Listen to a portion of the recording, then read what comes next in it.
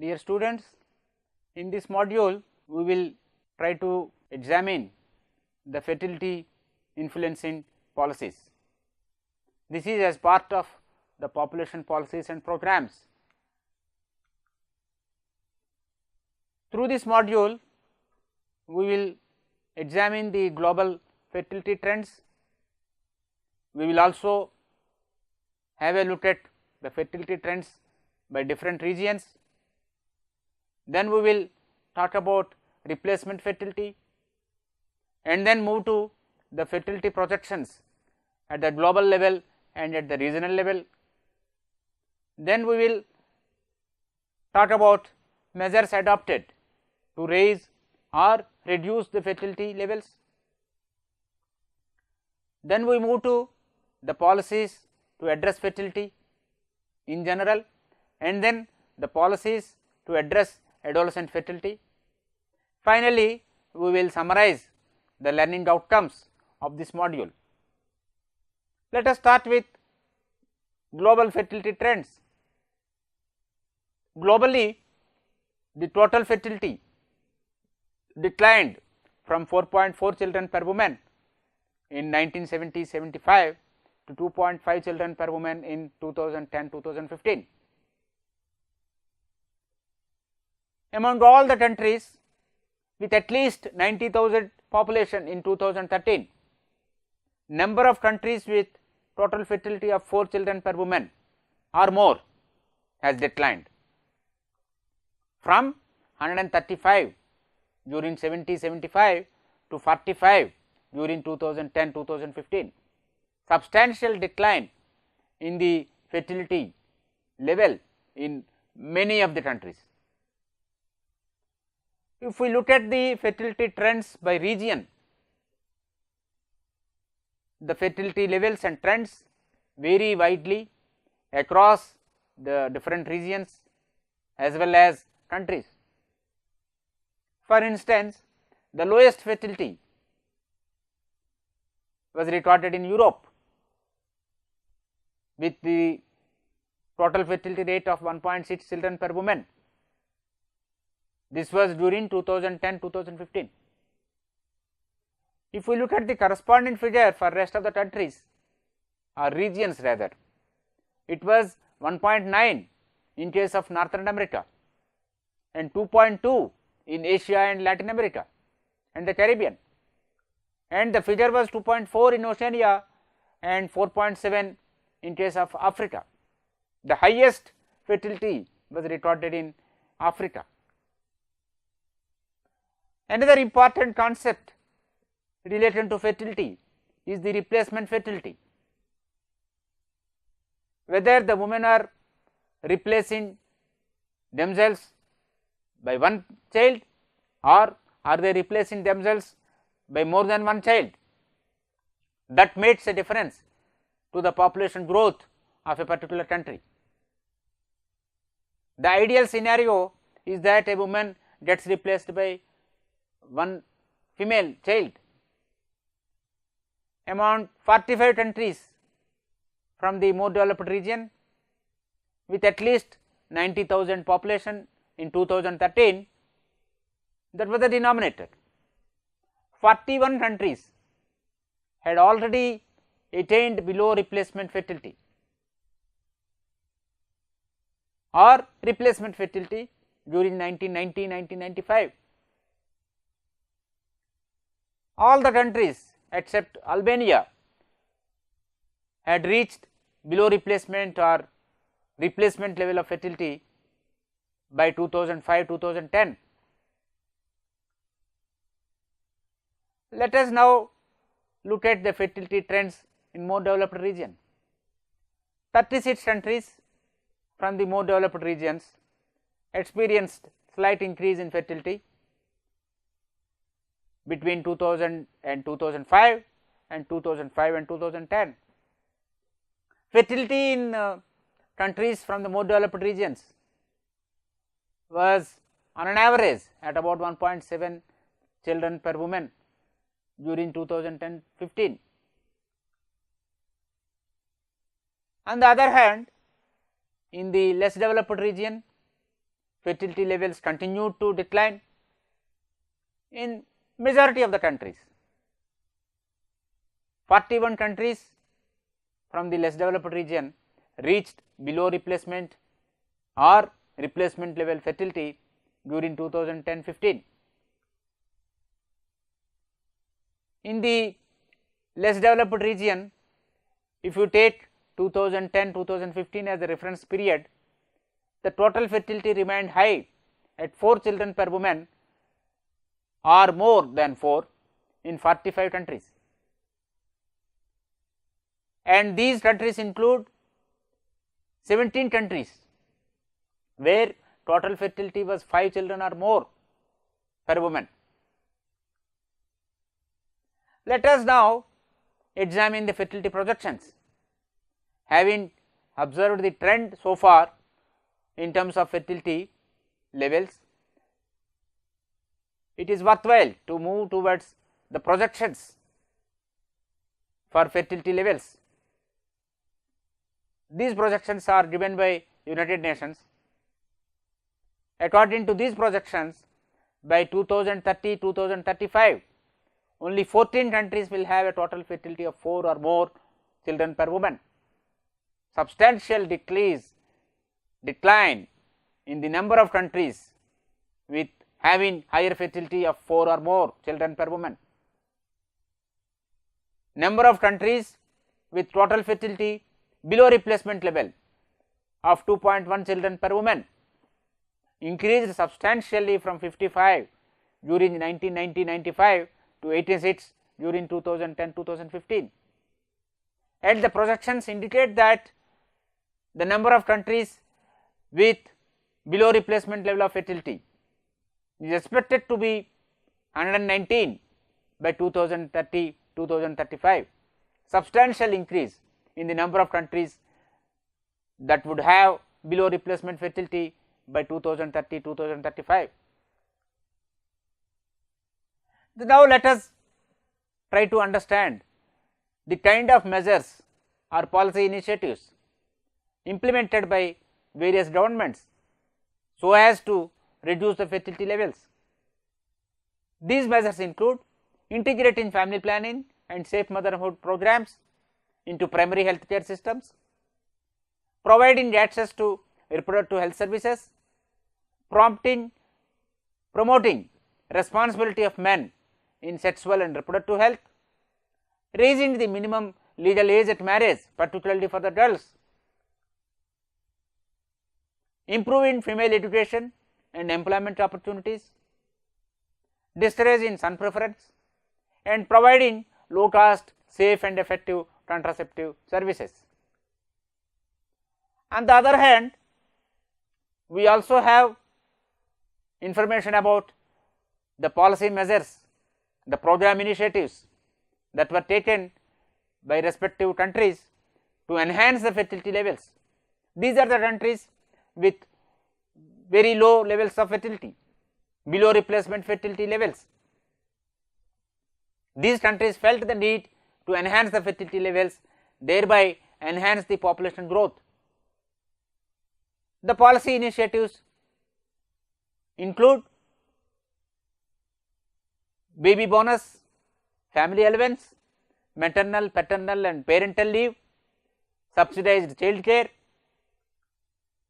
tax incentives, subsidized housing system, subsidized housing schemes, flexible work schedules, so that the parents can take care of the children. Child bearing and child rearing would not be a burden for the parents who are working, particularly the mothers who are working. They should not feel the burden of child bearing and child rearing because of their working status. And campaigns to promote sharing of parenting and household work between the spouses. And then what is the kind of effect of the measures adopted so far? The number of countries, mostly in Europe, adopted these measures, and of these countries, many countries have experienced modest increase in fertility between 2005 and 2005-2010. However, the point to be noted here is that implementation of these measures or initiatives is quite difficult, and ascertaining the effectiveness of these measures in terms of fertility change is also not so easy task. And then let us look at the policy responses to address the fertility scenario with 2013 as the reference time point. 27% of the governments had policies to raise the level of fertility. On the other hand, 43% had policies to reduce the fertility. The remaining 30% of the countries or the governments had policies to maintain the fertility at the current level, or these countries were not intervening to influence the fertility level. And percentage of governments with policies to raise fertility, this increased from 9% in 1976 to 27% in 2013. This is in response to the fertility level prevailing in the respective countries. The percentage of governments with policies to reduce the fertilities, this also increased from 27% to 42% during 76 and 96, and it remained at about 43% in 2013. During this period 1976 to 2013, percentage of governments that did not have policies to influence fertility declined sharply from 52% in 76 to 13% in 2013. Let us look at the policies adopted by the countries and governments from more developed region to enhance fertility levels. In 1976, 1 out of 5 governments from the more developed regions had policies to enhance fertility. By 2013, 2/3 of the countries from more developed regions had policies to enhance the fertility. On the other hand, the policy initiatives to address fertility in the less developed regions provide a contrasting picture. Of course, this is in line with the prevailing fertility scenario in the countries of the region. In the less developed regions, in 1976, half of the governments did not intervene to influence the fertility, and 1/3 had policies to reduce the fertility. By 1996, the situation has changed because of the changes in the fertility and changes in the population growth. 1/4 of the governments in these less developed regions did not intervene to influence fertility, whereas more than half of the governments had policies to reduce fertility. Between 1996 and 2013, percentage of governments in less developed regions that did not intervene to influence fertility declined to 12%. That means more and more governments from the less developed region have started taking measures towards reduction of fertility, but percentage of governments with policies to reduce fertility remained mostly unchanged.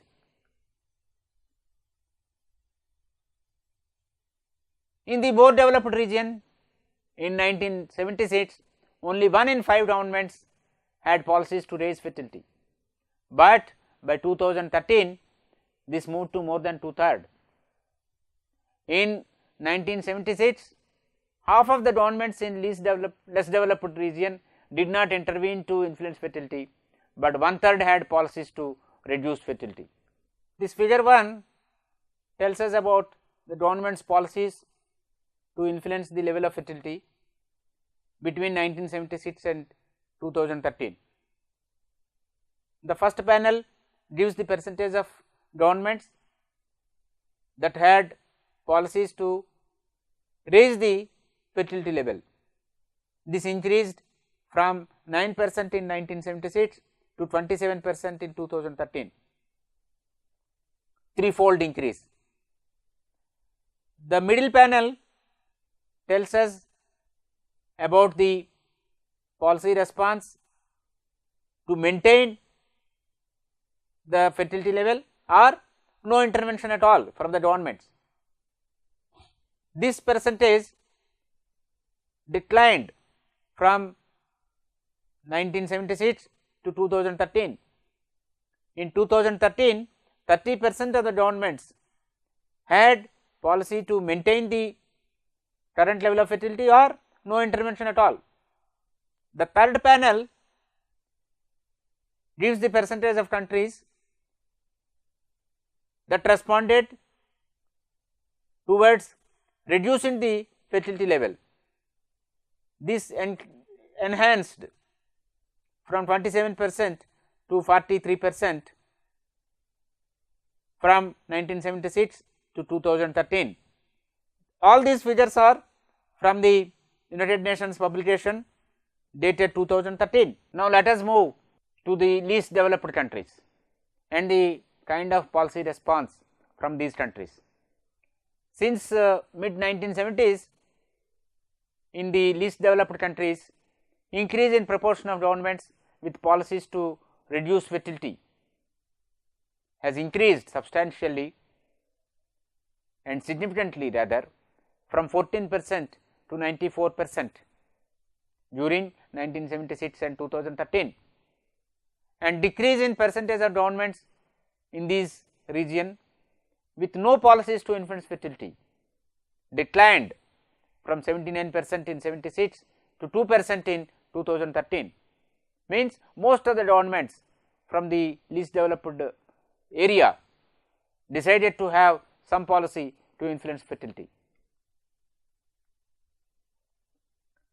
Let us now focus on the policy response from the African countries.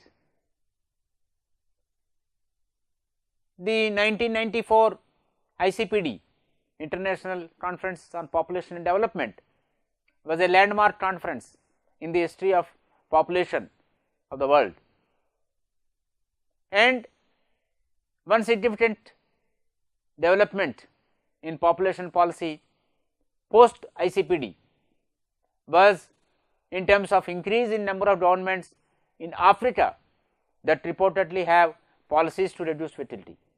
In 1976, 25% of the governments in Africa had policies for reducing fertility, and by 1996 this increased to 68%, and it went up to 74% in 2005 and further got enhanced to 83% in 2013, substantial increase in the proportion of governments that had policies to reduce fertility in the African region. Let us now look at the policy response from Europe and Asia. In Europe, percentage of governments that had policies to enhance fertility went up from 24% to 73% during 1976 and 2013.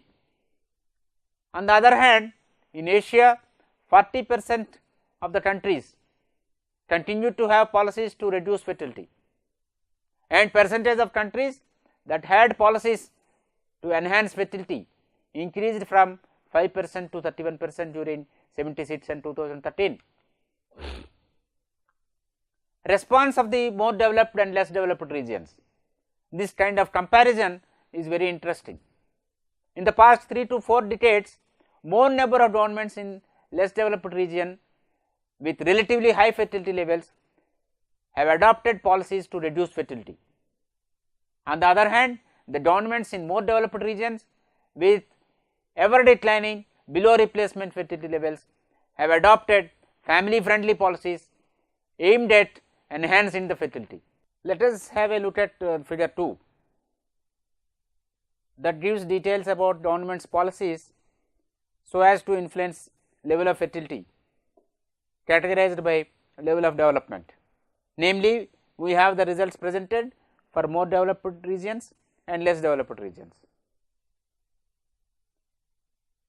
In case of more developed regions, the percentage of governments with policies to enhance fertility increased from 21% in 1976 to 69% in 2013. On the other hand, in case of less developed regions, the percentage of governments with policies to reduce fertility increased from 34% to 57% during 1976 and 2013. Let us now turn to table 1. It gives the policy response from the governments of various regions during 1976 and 2013 towards fertility levels. The trends are visible. There has been substantial change in the perceptions and policy response of the countries from more developed regions as well as less developed and least developed countries. In case of more developed regions, more and more efforts are initiated towards raising the fertility level. On the other hand, in less developed and least developed countries, more and more efforts are towards reducing the fertility rates. Table 2 gives the same kind of data or information by various regions of the world like Africa, Asia, etc. Now, let us move to adolescent fertility and implications of adolescent fertility, namely the early childbearing, and then the way the early childbearing impacts the lives of the girls and women, or in particular that of the adolescents. Early childbearing is associated with low levels of educational attainment and poverty. It also enhances the risk of maternal death or physical impairment. And children born to young mothers, they tend to have higher levels of morbidity as well as mortality. In view of the implications of early childbearing or adolescent fertility, many governments have expressed their concern about the higher levels of adolescent fertility in their respective countries. Let us look at figure 3. Here we are talking about the governments considering level of adolescent fertility in their country as a major concern, and then the countries have been divided into two categories: more developed regions and less developed regions, and then the analysis is from UN publication dated 2013. The first panel talks about the more developed regions, the second panel talks about the less developed regions. As regards the policies to address adolescent fertility, several policies and programs have been initiated by various governments, and then these policies and programs to address adolescent fertility usually focus on supporting public facilities as well as non-governmental organizations that are working with young people, whether they are in school or out of school. That means the government, public health facilities, and the non-governmental organizations that are working with youth irrespective of their schooling status, and then who are training the youth in life skills, and then they are providing appropriate information and education on reproductive and sexual health to the youth. And then let us have a look at the kind of policy and program initiatives that are in place to address the adolescent fertility. These include innovative educational approaches, peer counseling for the youth, orientation for the parents, strengthening education on reproductive and sexual health, in a non-formal setting, vocational training programs and youth clubs. Several of these initiatives were supported by United Nations Population Fund. Let us look at figure 4. This figure gives the percentage of governments considering level of adolescent fertility as a major concern, categorized by level of development, and then the chart gives us trend from 1996 to 2013. If we take all the countries, the percentage of governments considering the level of adolescent fertility as a major concern increased from 46% to 67% during the reference period. In case of more developed regions, the increase was from 27% to 40%.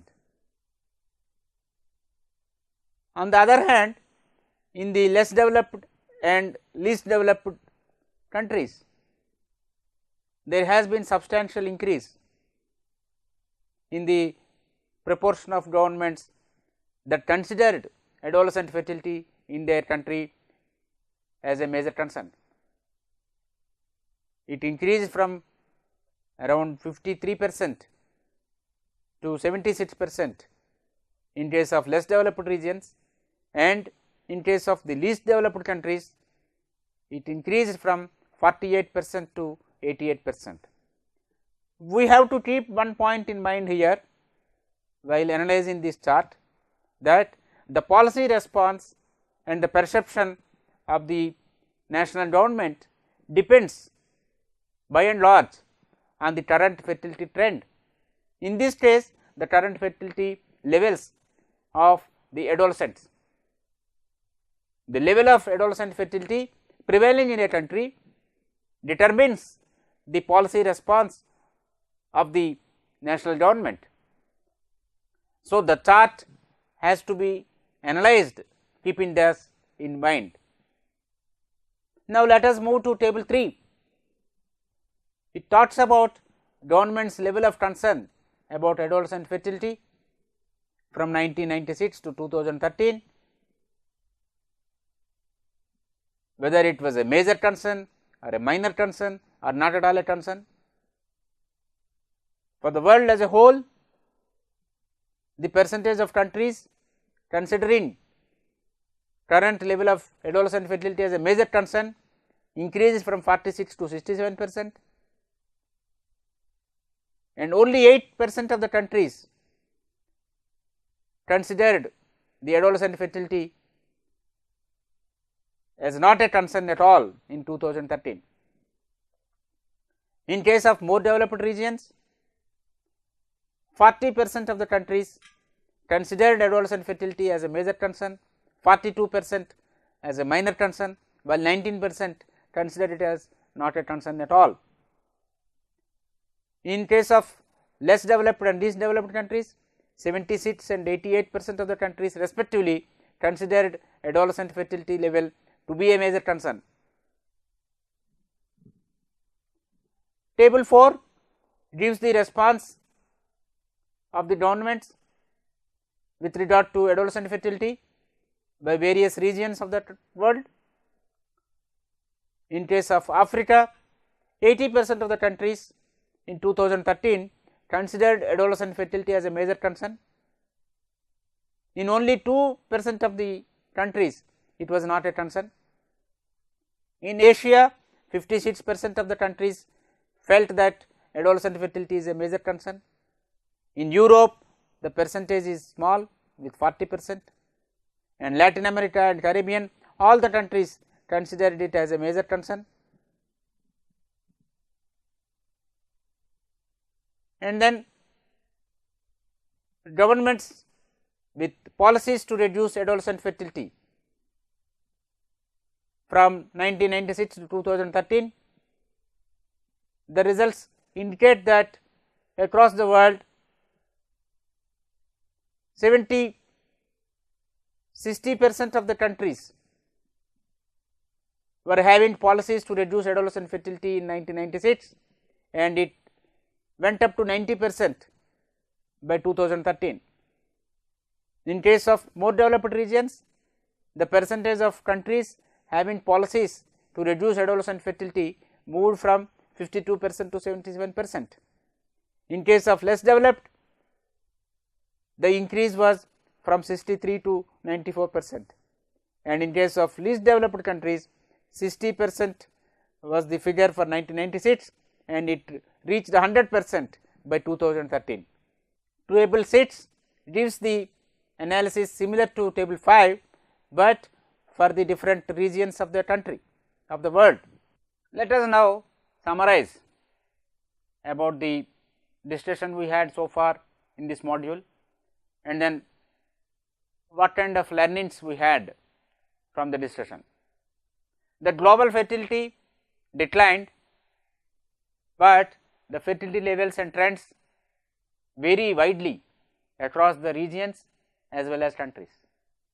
Replacement fertility was achieved in many of the countries, and in response to the changes in the levels and trends of fertility, various governments, or in fact almost all the governments, initiated measures either to raise the fertility level or to reduce the fertility level.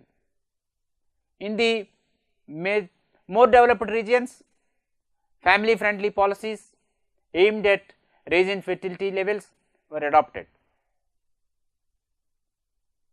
The more developed regions have adopted family friendly policies so as to enhance the fertility levels, and significant change has been there in the policy response of the governments post ICPD 1994, in line with the recommendations provided by ICPD. In view of the implications of adolescent fertility or early childbearing, many governments have initiated policy measures to reduce the adolescent fertility, and many of these governments also expressed their concern about the adolescent fertility levels prevailing in their country. Fertility levels vary across the regions and the countries. This is a concern. The more developed regions have more and more initiatives to enhance the fertility level. On the other hand, the countries and the governments from less developed region and least developed countries have more and more initiatives and policy interventions to reduce the fertility level. Thank you so much.